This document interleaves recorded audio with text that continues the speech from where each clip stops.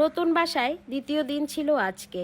বাচ্চাদেরকে যে স্কুলে পাঠাতে হবে সেটা তো আমি ভুলেই গেছিলাম, তাই মোবাইলে কোনো অ্যালার্ম দিয়েও ঘুমাতে পারিনি। তাছাড়া অনেক রাতে ঘুমানো হয়েছে, তাই ঘুম থেকে উঠতে অনেকটা বেলা হয়ে গেছে। উঠে দেখি একদম হাতে সময় নেই। বাচ্চাদেরকে কিভাবে রেডি করে তাড়াতাড়ি স্কুলে পাঠাবো, এদিকে আবার খাবারও রেডি করতে হবে। কি রান্না করব বুঝতে পারতেছিলাম না। আমার ঘরে তেমন বাজারও করা হয়নি, তাই তেমন কিছু রান্নাও করতে পারবো না। রুটি বানাবো, পিরি বেলুনটা পর্যন্ত নাই আমার, কিনতে হবে নতুন করে। আমার একটা নতুন সংসার হয়েছে, সব কিছু নতুন নতুন করেই করে নিতে হবে। যাই হোক, আটা আছে, কিন্তু রুটি বেলার পিরি বেলুন নাই। এখন এই আটাগুলো দিয়ে আমি চাপটি তৈরি করব রুটির মতো করে। এই চাপটিগুলো কিন্তু অনেক খেতে মজা। এই চাপটি বানানো শিখেছি আমি আমার জায়ের কাছ থেকে। আমার যা কিন্তু এভাবে চাপটি বানিয়ে আমাকে খাইয়েছিল। আমার কাছে অনেকটা ভালোই লেগেছিল। তরকারি দিয়ে খেলে বোঝাই যায় না এটা রুটি না চাপটি। এটা মচমচা হয় আর দেখতেও অনেক সুন্দর। তো তোমরা দেখো, আমি আটার মধ্যে শুধুমাত্র ঠান্ডা পানি দিয়ে এভাবে করে নিলাম। প্রথমে আমি ফ্রাই প্যানের মধ্যে নিয়েছি চাপটি বানাতে। এই চাপটিটা কিন্তু এই জীবনে আমার প্রথম বানানো হচ্ছে, আমি কখনো বানাই নেই। তো ফ্রাই প্যানে এটা উঠে উঠে চলে আসে হাতের সাথে, তাই আমি কড়াই চেঞ্জ করে নিলাম। নিয়েছি একটা কড়াই। দেখো কত সুন্দর মচমচা হয়েছে। এইভাবে করে আমি অনেকগুলো চাপটি বানিয়ে নিলাম।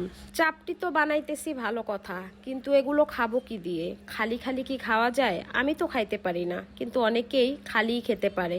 যেমন আমার শাশুড়ি, আমার যা, ওনারা বলে ওনাদের কাছে তরকারি দিয়ে ভালো লাগে না, তরকারির চাইতে খালি খেতেই নাকি ভালো লাগে। যাই হোক, আমি চাপটিগুলো এভাবে অনেকগুলো করে বানিয়ে নিয়েছি। আমার প্রায় 7টা চাপটি হয়েছে। আমার বাচ্চারা তো একটার বেশি খেতেই পারবে না, কারণ এগুলো অনেক বড় বড়। দেখো চাপটিগুলো কেমন মচমচে হয়েছে, খেতেও কিন্তু ভালোই লাগতেছিল। যাই হোক, আমার চাপটি বানানো কমপ্লিট।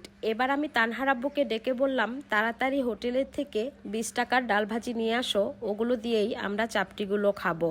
তাইও তাড়াতাড়ি রেডি হয়ে নিল। হোটেল আমাদের বাসার নিচেই, তাইও লুঙ্গি পরেই যাবে।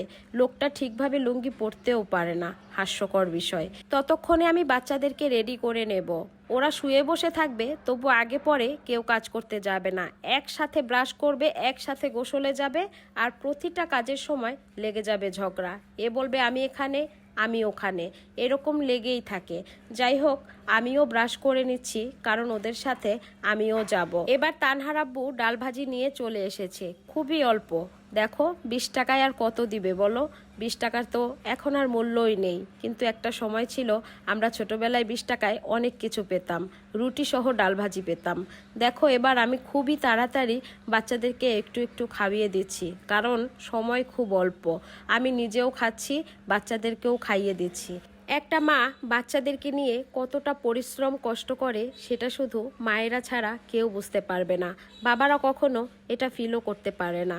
তারা মনে করে মেয়েরা আর কি কাজ করে, ঘরে বসে শুধু রান্না করে আর শুয়ে বসে দিন কাটায়। কিন্তু ওদের ধারণা মোটেই ঠিক না। একটা বাচ্চা মানুষ করা অনেক কষ্টের ব্যাপার, ওদের পিছনে অনেক পরিশ্রম করতে হয়। যাই হোক, আমি বাচ্চাদেরকে রেডি করে স্কুলে নিয়ে যাব। আমার ছেলের ইউনিফর্ম হয়ে গেছে, কিন্তু মেয়ের হয়নি। মেয়েরটার মাপ দিয়েছি, এখনও কমপ্লিট হয়নি, তাই সে আউট ড্রেসেই প্রতিদিন স্কুলে যায়। জানি না কবে কমপ্লিট হবে। তোমরা অনেকেই জিজ্ঞেস করো আমার মেয়ের বয়স কত। আমার মেয়ের বয়স 10+, মানে 11 বছর চলছে, কিন্তু ও লম্বায় আমার থেকেও বড় হয়ে গেছে। আমি তো শর্ট, আর আমার মেয়ে হয়েছে বাবার মতো লম্বা। ওর দাদি, ফুপি, বাবা সবাই ওরা লম্বা, ওদের বংশই লম্বা, তাই এত বড়। যাই হোক, অবশেষে ওদের টাইম মতো আমি স্কুলে পাঠাতে পারলাম। তো আজকের ভিডিও এ পর্যন্তই। তোমরা সবাই পাশে থেকো।